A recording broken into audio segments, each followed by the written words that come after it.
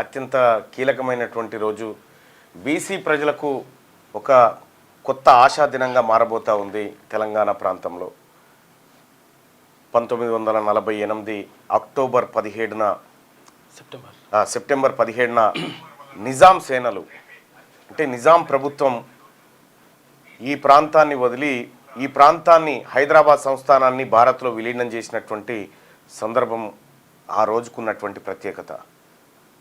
So రేపు తాజ్ కృష్ణ హోటల్లో బీసీల సరికొత్త రాజకీయ పార్టీ ఆవిర్భావం ఏదైతే ఉందో ఈ ఆవిర్భావం అత్యంత కీలకమైనటువంటి అంశాలను ప్రజల ముందుకు తీసుకురాబోతూ ఉంది. సో కాబట్టి బీసీ ప్రజలారా మరొకసారి మీ అందరికీ ఇదే ఆహ్వానంగా తెలియజేస్తా ఉన్నా.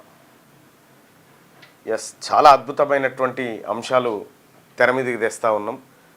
బీసీల ఆత్మగౌరవం ఉట్టిపడే విధంగా బీసీల వాటా, బీసీల అధికారం, ఈ అన్ని అంశాలతో రేపటి సభ ఉండబోతూ ఉంది.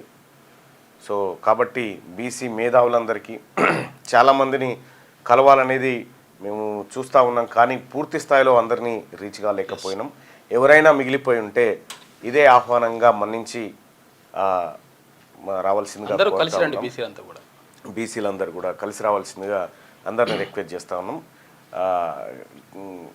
ఇక అప్పర్ క్యాస్టులు అయితే దయచేసి ఎవరు రాకూడదు, ఇది ఓపెన్గా చెప్తున్నటువంటి మాట. సో ఇక ఇది రేపు జరగబోయేటువంటి రేపు అత్యంత కీలకమైంది. ఇటు బీసీలకు ఆ తర్వాత నా జీవితంలో కూడా ఒక సరికొత్త నూతన అధ్యయనం ప్రారంభం కాబోతూ ఉంది. అది బీసీల కోసం, బీసీ జాతుల మనుగడ కోసం ఉపయోగపడేటువంటి దినంగా మారాలని మనసారా కోరుకుంటా ఉన్నా. సో మొత్తానికి ఈ బీసీ నూతన రాజకీయ పార్టీ రేపు రెపరెపలాడబోతూ ఉంది.